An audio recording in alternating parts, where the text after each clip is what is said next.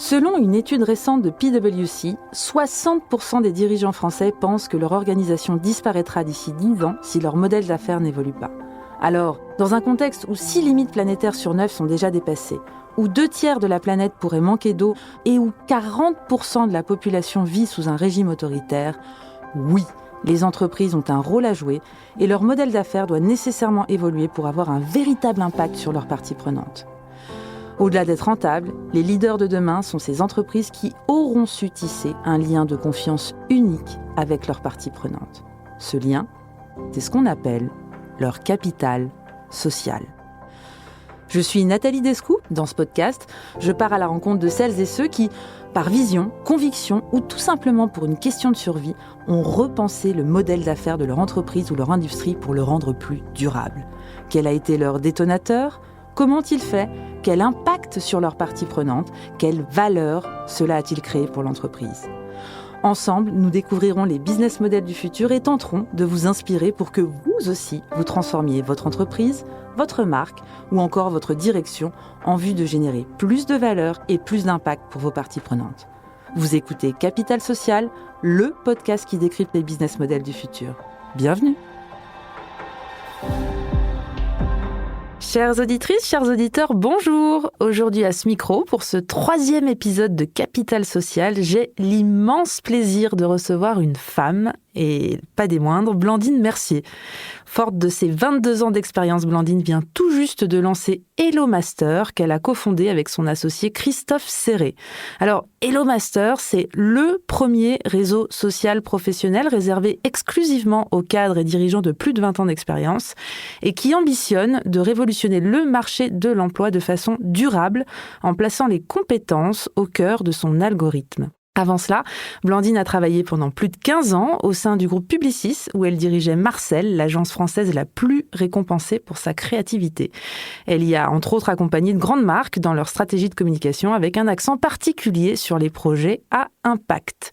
Blandine, bonjour et merci d'être avec nous aujourd'hui. Bonjour et merci de me recevoir. Un vrai plaisir. Alors, avant de rentrer dans le vif du sujet, pour les auditeurs et auditrices qui nous écoutent, est-ce que vous pouvez brièvement vous présenter et nous raconter quel a été le déclic, je dirais, qui vous a fait passer de la com au marché de l'emploi. En gros, comment cette idée d'HelloMaster est née ? Bien sûr, mais écoutez, tout d'abord, vous m'avez très très bien présenté. Effectivement, j'ai fait l'essentiel de mon parcours professionnel au sein d'agences de communication, et notamment la dernière, Marcel, pendant 15 ans, du groupe Publicis, où j'étais directrice générale.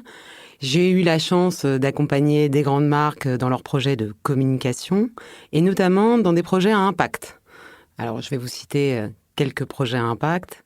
Les fruits et légumes moches pour Intermarché il y a quelques années et les gestes qui sauvent pour Groupama. Ces projets à impact m'ont vraiment donné envie de me poser des questions sur les évolutions possibles de la société, sur ce qu'on pouvait changer et notre capacité à agir. Et il y a un sujet sur lequel j'avais envie d'agir depuis de nombreuses années. Ce sujet, vous me parliez de déclic, je pense que quand on adresse un sujet à impact, un sujet de progrès, ça commence toujours par quelque chose qui nous agace un peu. Alors, qu'est-ce qui vous agaçait du coup ? Alors, qu'est-ce qui m'agaçait ? Depuis de nombreuses années, j'ai pu observer, et je pense que je ne suis pas la seule, dans mon entourage, d'abord avec mes parents, quand ils ont quitté le monde du travail, et puis avec des proches qui étaient un peu plus âgés que moi, qui avaient une forme de disqualification, de mise à l'écart à un certain moment de sa carrière, seconde partie de carrière, fin de seconde partie de carrière. Parce que senior. Parce que dit senior, c'était en tout cas le ressenti. Et cette disqualification pesait de plus en plus sur des populations de plus en plus jeunes. Et en fait, c'est ça qui m'a marqué. C'est-à-dire qu'avant, il y avait une forme de disqualification vers 55 ans ou les dernières années avant la retraite. Et au fur et à mesure des années, je me suis aperçue que de plus en plus jeunes, on était victime de cette forme de discrimination. Parce qu'il faut mettre les mots aussi sur cette disqualification. C'est une forme de discrimination, l'agisme. Et ça m'a un peu inquiétée. Je me suis dit, c'est pas normal, il y a quand même un quiproquo dans notre société. Pourquoi, à partir de 50 ans, et là plus récemment on entend 45 ans, on serait tout d'un coup devenu inutile pour nos entreprises, on serait devenu non contributeur dans le jeu d'une organisation. Donc ce malentendu-là, je me suis dit, c'est pas possible, il doit exister des solutions pour qu'on change de comportement, pour qu'on aménage une seconde partie de carrière qui soit plus sereine et plus riche en opportunités. Donc, je me suis renseignée sur le sujet. Il y a beaucoup de data. Il y a beaucoup de gens qui font le constat. Donc, il y a beaucoup de gens qui vous disent que c'est pas normal, que les choses doivent changer. Et surtout, il y a une réalité qui est une réalité démographique. Donc, c'est-à-dire qu'on a une espérance de vie qui augmente. Les personnes actives, de plus en plus, vont être dits seniors. Et il n'y a rien qui existe de manière opérationnelle pour corriger ce problème. Donc, j'ai commencé à réfléchir à une solution qui pourrait être simple, parce que je pense que quand on veut adresser un progrès et qu'on veut avoir de l'impact, il faut que la solution elle soit digeste, terrienne, simple. De manière assez évidente, je me suis dit qu'une solution digitale était celle qui allait accélérer le plus rapidement ce changement. D'où le réseau social, une plateforme. D'où le réseau social. Le réseau social, si on prend un peu la genèse, c'est de se dire c'est profil expérimenté, c'est une population spécifique qui a des besoins spécifiques et qui va avoir besoin de se réunir au sein d'un écosystème dans lequel elle va rencontrer ses pairs qui ont des problématiques similaires et dans laquelle elle va pouvoir être valorisée à sa juste valeur. D'accord. Et sa juste valeur, justement, aujourd'hui, elle n'est pas très lisible sur le marché du travail. Donc, on a voulu corriger ça avec Hello Masters. Alors, vous le dites très bien d'ailleurs, juste pour citer quelques chiffres, en 2025, les premiers millennials, ou ce qu'on appelle les digital natives, donc ces personnes qui sont nées entre 1980 et 2000, seront considérés comme seniors et en 2030, un actif sur 3 aura plus de 50 ans en France. Alors même qu'on parle effectivement de pénurie des talents. Vous, chez Hello Master, vous avez pour ambition de devenir un acteur incontournable de la transition démographique des talents. Ça veut dire quoi concrètement? Hello Master, ça propose quoi et ça s'adresse à qui? Alors, il y a plein de choses dans ce que vous venez de dire. Effectivement, il y a une réalité démographique, un fait démographique. Un actif sur 3 aura plus de 50 ans en France en 2030. Ça, c'est une réalité.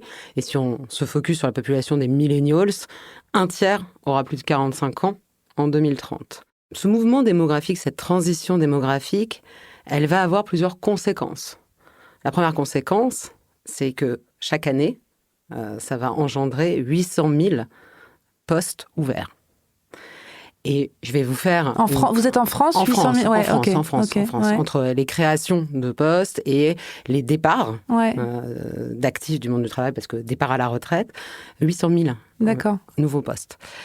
La réalité, c'est que si je pars des prénoms les plus donnés par génération, on va se dire que finalement, les Lucas et les Emma ne seront pas assez nombreux pour remplacer les Michel et les Sylvie. C'est ça notre réalité. Et il va y avoir un enjeu à être un peu plus créatif dans la manière dont on va gérer l'expérience et l'expertise au sein des entreprises, au sein de la société de manière générale. Donc ça, c'est pour la partie un peu factuelle des choses, c'est de se dire il y a une transition démographique qui est en train de s'opérer, avec comme premier ingrédient, c'est l'espérance de vie qui augmente, donc des durées de carrière qui vont mécaniquement certainement s'allonger, mais il y a aussi un manque en termes de nombre de personnes, de générations pour remplacer les générations qui partent. Ouais.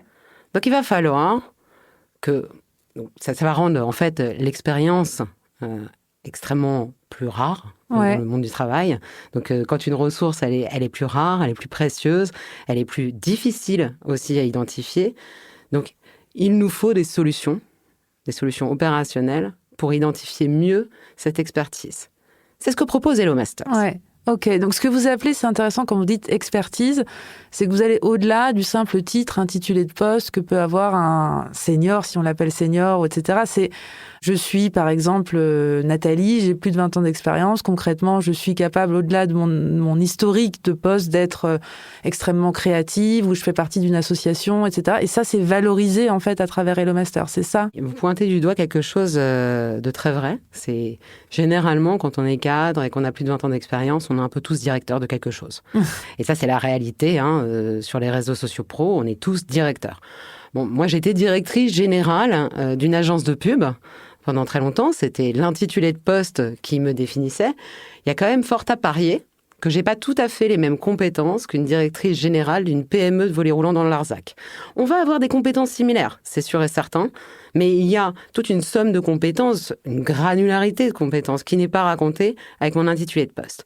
La première chose assez magique que va permettre Hello Masters, c'est grâce à un algorithme, on va transformer la vue traditionnelle de votre CV, de votre parcours professionnel, qui est finalement une somme d'intitulés de poste, par un camembert, un diagramme, une forme d'infographie de toutes vos compétences, ce qu'on appelle les hard skills, et également de vos soft skills.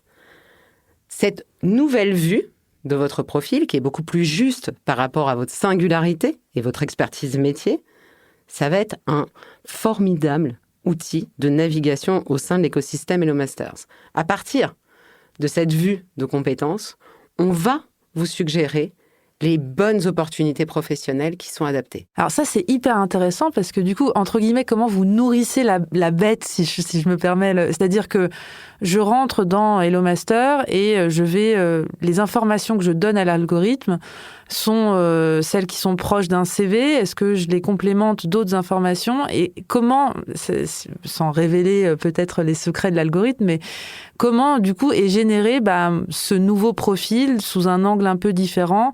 Je crois aussi que votre plateforme génère une biographie écrite sur base d'intelligence artificielle qui s'inspire très fortement de toutes les datas qui ont été mis dans la plateforme. Comment tout ça, ça marche en fait concrètement et sur quelles informations la plateforme se base pour pouvoir créer un profil qui est différent que ce qu'on trouve sur d'autres plateformes communes en fait? Alors j'en parlais au début, il y a un énorme enjeu de simplicité dans toute l'expérience qu'on va proposer si on veut être efficace. Vous n'allez rien faire, c'est l'algorithme qui va faire le travail. Magnifique. Magnifique. La seule chose que vous allez lui fournir, évidemment, c'est votre parcours professionnel. Donc votre CV ou un document dans lequel il y aurait tous les postes que vous avez occupés. Un Word ou peu importe. Peu importe, un extrait d'une bio professionnelle que vous pouvez avoir. À partir de ce CV, l'algorithme va travailler tout seul et va extraire toutes les compétences issues de votre parcours professionnel, avec un système de pondération. D'accord. Donc, on va voir quelles sont les compétences majeures que vous avez consolidées, parce que soit elles se seront répétées pendant plusieurs années sur différents postes, et vous allez pouvoir, évidemment, à loisir, modifier cette suggestion de l'algorithme. L'algorithme va faire un autre exercice, vous en avez parlé, c'est un exercice, moi, que j'aime beaucoup, parce que je le trouve extrêmement difficile. Il va vous générer une bio.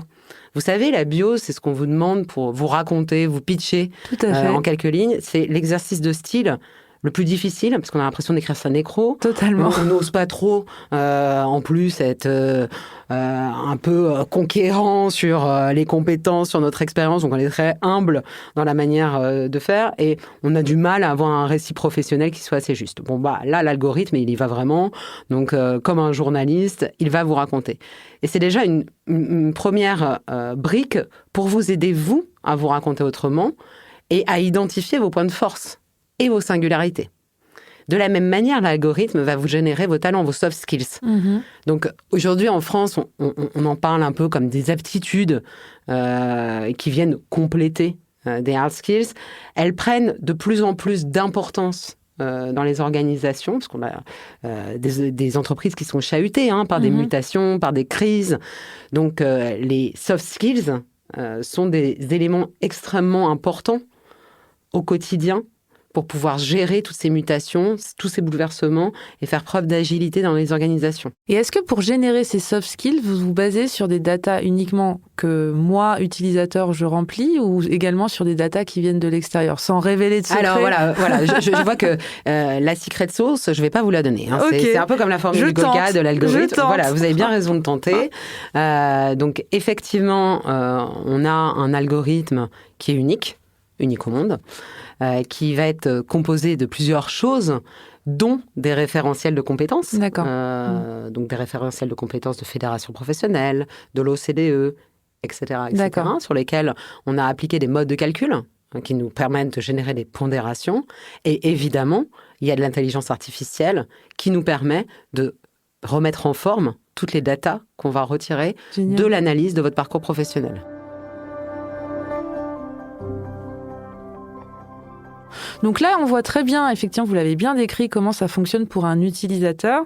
Ici, à Capital Social, on s'intéresse toujours à décrypter les business models du futur. Du coup, si on regarde l'histoire de l'intérieur, comment vous décririez-vous votre business model? Comment vous créez de la valeur? Sur quelles ressources ou technologies, vous en avez parlé, vous vous appuyez? Comment vous vous rémunérez si c'est... quel est le modèle, en fait, si c'est du freemium ou etc. Et comment vous distribuez cette valeur? Bref, quelle est votre chaîne de valeur à vous sur Hello Master? Alors, déjà, comment on crée de la valeur? Notre objectif, il est de permettre aux entreprises, bien sûr, d'accéder à un vivier de talents très expérimenté. Et je parle de vivier parce qu'on se parlait d'une ressource qui va devenir de plus en plus rare. On va leur offrir une solution ultra ciblée. Quand une entreprise va poster une mission, donc une opportunité professionnelle sur Hello Masters, ce fameux algorithme qui nous a servi à créer votre profil, il va aussi mouliner sur une mission pour sortir les compétences associées à cette mission. Ce qui va permettre à l'entreprise, de manière automatique, d'identifier les masters qui sont éligibles pour cette mission, comme un système de matching. Ouais. Donc ça, cette première création de valeur, elle se situe sur une capacité à identifier l'expertise au bon endroit pour le bon besoin. Okay. Première chose. Okay. Vous me parliez d'une chaîne de valeur, je parlerais plutôt d'un écosystème de valeur. Ouais. Parce que c'est gagnant-gagnant. En fait, on remet le master, je ne l'appelle pas senior, je l'appelle master, dans une posture de contribution. Sa posture de contribution, elle va être pour répondre à des besoins très opérationnels des entreprises, mais aussi pour aller saisir des opportunités un peu plus insoupçonnées, pour nourrir son portefeuille d'activités. Nous, on croit beaucoup que les portefeuilles d'activités vont évoluer dans les prochaines années. Alors, qu'est-ce que vous appelez, juste pour nos auditeurs, des portefeuilles d'activités? C'est-à-dire le type d'activité que le master peut être... Exactement. Aujourd'hui, dans une première partie de carrière, vous avez un portefeuille d'activités qui est généralement assez classique. Même si on entend parler de certaines personnes qui sont des slashers, donc qui ont plusieurs activités, de manière assez classique, on est tous articulés autour d'un format soit freelance, soit CDI, on va dire full-time dans une même organisation.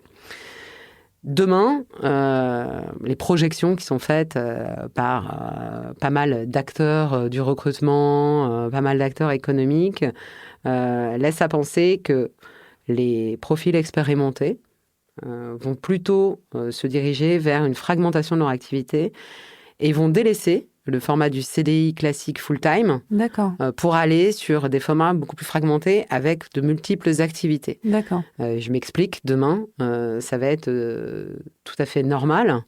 Et les chiffres parlent de 2,7 activités pour les profils expérimentés, en moyenne. D'accord. De se dire, je vais avoir un CDI de 2 jours dans une entreprise A autour d'une mission. Pendant 2 autres jours, je vais avoir une activité au sein d'une start-up en tant que conseiller sur une mission bien particulière. Et la dernière journée, je vais avoir une activité peut-être entrepreneuriale. Et ça sera tout à fait la normalité. Donc le master devient slasher, c'est un peu ça Je pense qu'il a toujours eu une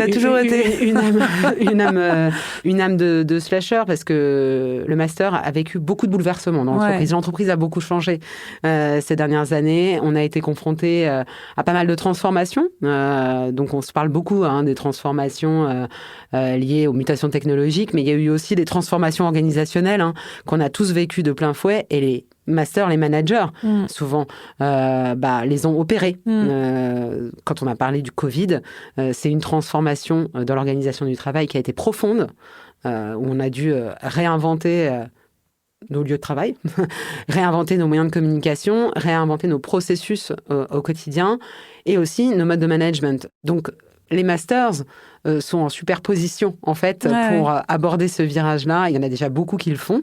On le voit au quotidien. Ils sont très en demande d'avoir des opportunités diversifiées et notamment des opportunités qui sortent de leur parcours classique de première partie de carrière autour d'un secteur d'activité, autour d'une région. Ils sont très ouverts pour détecter justement de nouvelles manières de contribuer à un écosystème économique. Donc, vous avez les masters d'un côté, et si on regarde un peu votre écosystème à vous de parties prenantes, c'est-à-dire tous les gens avec qui vous parlez, c'est-à-dire de l'autre côté du miroir, vous parlez avec des recruteurs, vous parlez avec quel type de parties prenantes, en fait, sont celles de Hello Master? Alors, la première partie prenante, ça va être nos clients B2B. Vous parliez de business model. Donc, c'est totalement gratuit pour les masters. En revanche, c'est un système d'abonnement pour le B2B et notamment les entreprises. Donc, on parle à cet écosystème des entreprises de toute taille, parce que Hello Masters s'adresse à toute taille d'entreprise. Une grande entreprise qui va avoir besoin de remplacer un talent clé, donc un C-level dans son organisation, va pouvoir poster, par exemple, une mission de recrutement en CDI. Mais si je reprends mon exemple de ma petite PME dans le Larzac, demain, cette PME a un appel d'offres, elle va pouvoir poster une mission pour identifier en consulting un expert dans un domaine particulier. Donc, on parle à toute taille d'entreprise, et quel que soit le territoire. D'accord. On parle également à tous les acteurs économiques présents sur le territoire. Donc, ça peut être des acteurs comme les chambres de commerce et d'industrie qui sont au contact du terrain. On parle avec les régions aussi, qui ont pas mal d'initiatives à un niveau local. Je fais une petite digression, mais on le sait, au niveau du paysage français, la transition démographique ne va pas avoir les mêmes impacts en termes de tension sur l'emploi. Il va y avoir des régions qui vont être plus en tension sur certains domaines d'activité. Il y a également des mouvements, on va dire, d'une région à une autre qui vont parfois accélérer des manques en termes de postes à pourvoir. Donc ça, c'est des choses aussi qu'on doit anticiper. Et on a évidemment dans notre écosystème tous les acteurs de l'emploi, de la formation, donc des cabinets de management de transition, des cabinets d'outplacement qui sont très présents dans les parcours seconde partie de carrière. On va avoir des cabinets de chasse, assez classiques, des cabinets de contrats à temps partagé. On s'en parlait, mais ça existe déjà, on n'a rien inventé. Évidemment, le monde associatif, le monde des startups, qui sont très présents. Et après, on a aussi le monde des grandes écoles, qui doit valoriser ses alumni, qui sont des masters, qui doit valoriser ses formations, ses MBA, parce que, encore une fois, être un masters signifie qu'on a une capacité de continuer à contribuer encore longtemps. Donc, qui dit capacité à contribuer encore longtemps, dit besoin de se former, parce que la formation doit être continue tout au long de la carrière. Donc, les acteurs de la formation représentent aussi une sacrée belle opportunité pour cette transition. Ça, c'est intéressant, parce que je crois que sur votre plateforme, il y a aussi ce que vous appelez des deals ou des offres de formation. C'est peut-être dans ce cadre-là que vous parlez avec des organismes de formation. Exactement. Alors, déjà, il y a une urgence, de manière générale, à beaucoup mieux adresser la formation continue lors de la seconde partie de carrière.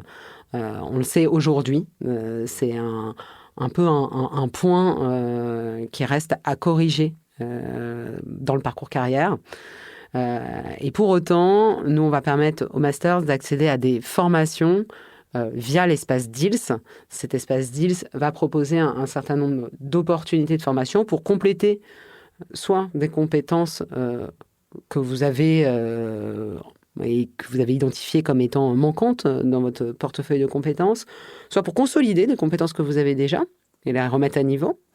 Et ça va être assez intéressant pour continuer à garder le masters dans une dynamique de mouvement, d'apprentissage et d'agilité par rapport aux besoins et aux évolutions aussi de l'entreprise. Donc le master, sur votre plateforme, il peut trouver un emploi, il peut trouver des deals de formation, il peut trouver une communauté avec laquelle interagir. C'est un peu ça. Qu'est-ce qu'il peut trouver d'autre Exactement. Donc, vous venez de bien résumer les choses. C'est un réseau social professionnel dans lequel on va trouver des opportunités professionnelles. Des opportunités pour élargir son carnet d'adresses. Et on le sait, carnet d'adresses, c'est 85% des opportunités professionnelles.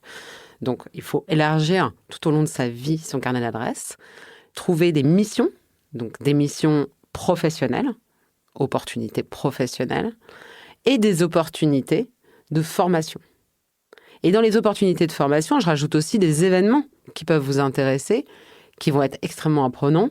Donc, on va les référencer pour nos masters. Donc, si je résume, ce qui, volontairement de façon un peu provocatrice, qui vous différencie d'un LinkedIn, au-delà du fait que seuls les gens de plus de 20 ans sont sur votre plateforme, c'est qu'en fait, vous entourez le master depuis sa recherche de communauté, sa recherche de formation, sa recherche d'emploi. Enfin, vous êtes autour du master et pas uniquement une communauté où on raconte ce qu'on a fait tel jour ou tel jour. C'est un peu ça. Ce qui nous différencie, si on doit retenir qu'une seule chose, c'est que sur LinkedIn, je comprends bien l'analogie, il y a une lecture via le prisme de l'intitulé de poste, où finalement, tous les CV se ressemblent un peu. Nous, on a une lecture par la compétence, et cette lecture par la compétence va vous pousser des suggestions.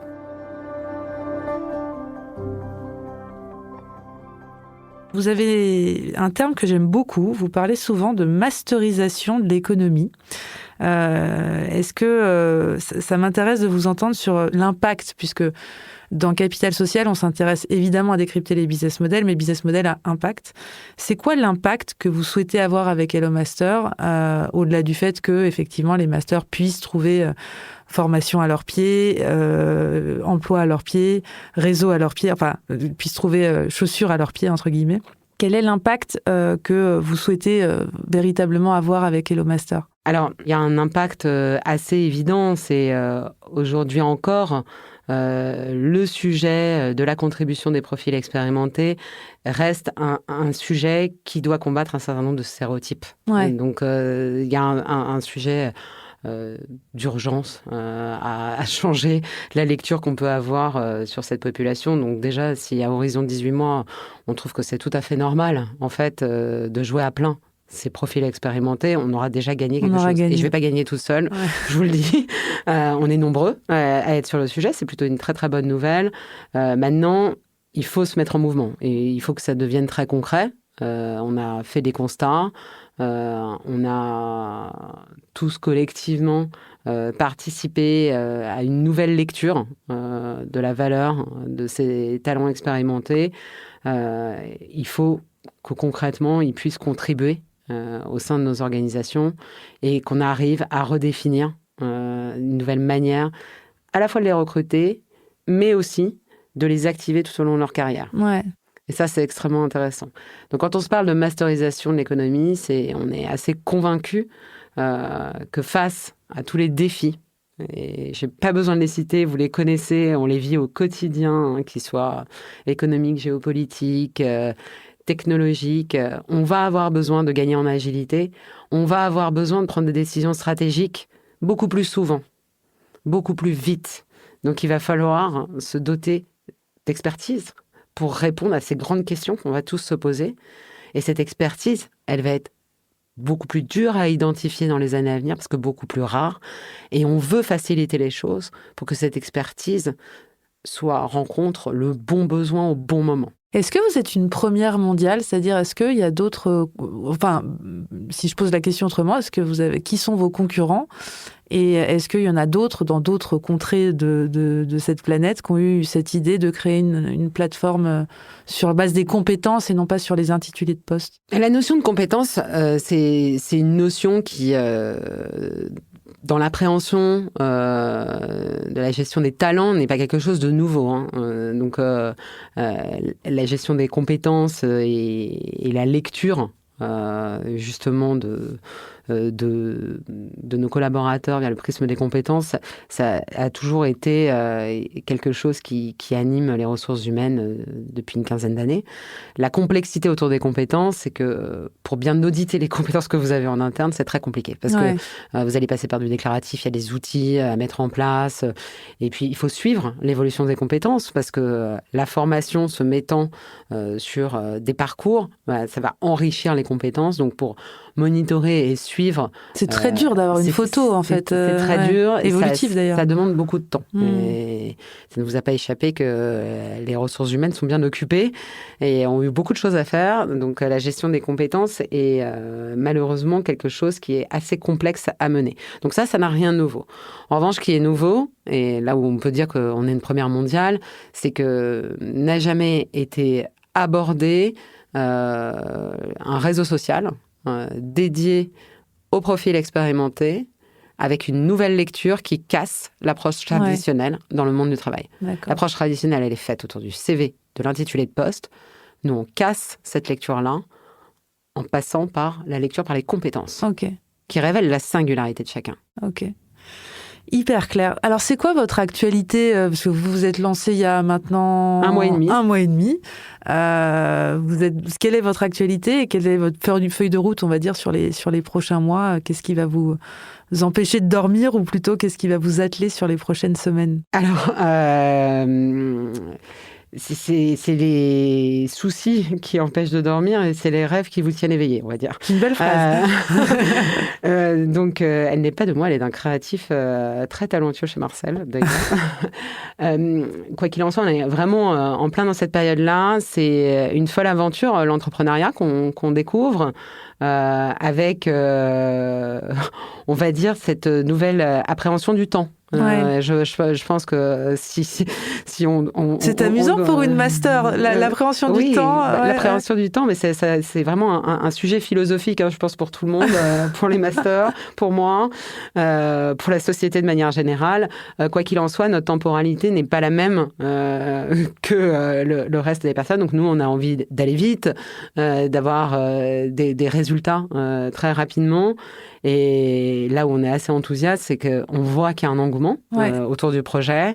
On a plein de masters qui se sont inscrits massivement. Combien ? Alors oui, depuis la création de la plateforme, vous êtes à peu près à combien ? Depuis 1 mois et demi, on est à plus de 1400 masters. Ah oui, d'accord, ok.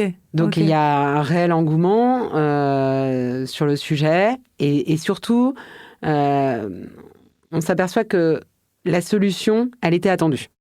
Alors, je ne sais pas si les gens l'attendaient comme ça, mais il y avait un réel besoin, en tout cas, de trouver une manière simple de se raconter autrement, si je résume les choses, et de se dire, tout d'un coup, on n'est plus caché dans la masse, où on est révélé pour des spécificités. Donc ça, c'est ce qui nous remonte beaucoup, donc on est super contents.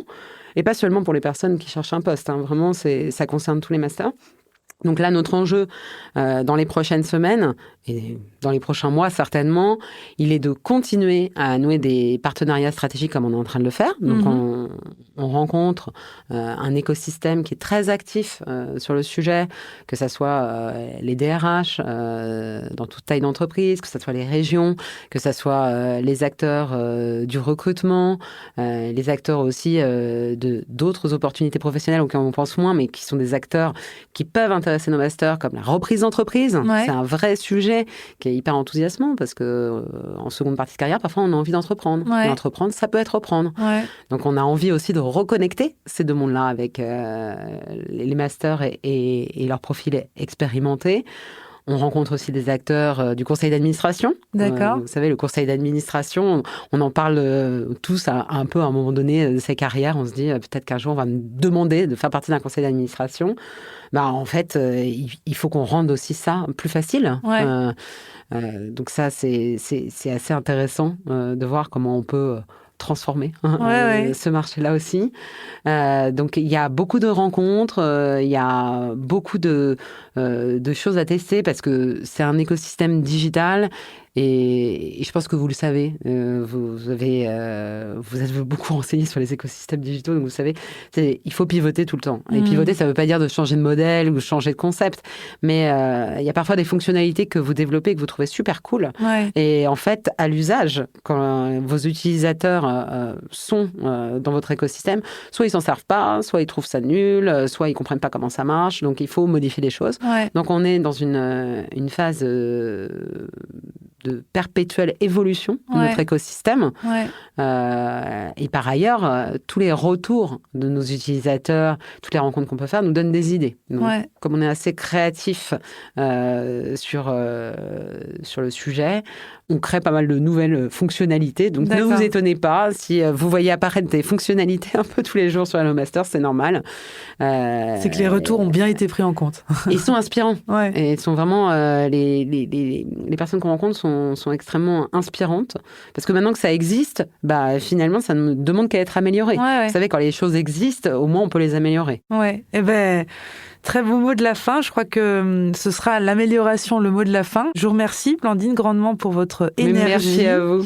Votre enthousiasme et votre sincérité. Ce fut pour moi un véritable plaisir de vous avoir à ce micro. Et si je devais retenir 3 mots, je crois que je retiendrai compétences, évidemment en premier, ce sont bien les compétences de chaque master, vous l'avez très bien dit, et non les intitulés de poste qu'il ou elle a pu occuper qui guident ce fameux algorithme dont vous nous avez parlé d'Hello Master.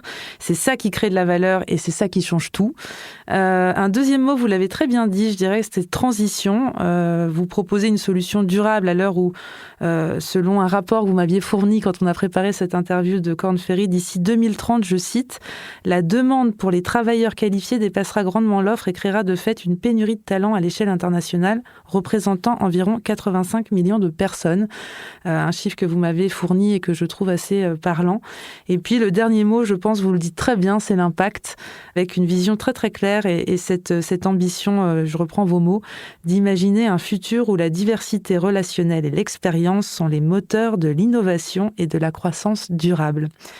C'est bien cette convergence de ces 3 mots qui fait la force du capital social d'Hello Master. Blandine, je vous remercie, ainsi que toute l'équipe technique de One2One2 qui rend ce podcast possible. Et je vous donne rendez-vous dans un mois pour le prochain épisode de Capital Social, le podcast qui décrypte les business models du futur. Merci beaucoup, Nathalie. Merci. Au revoir. Au revoir.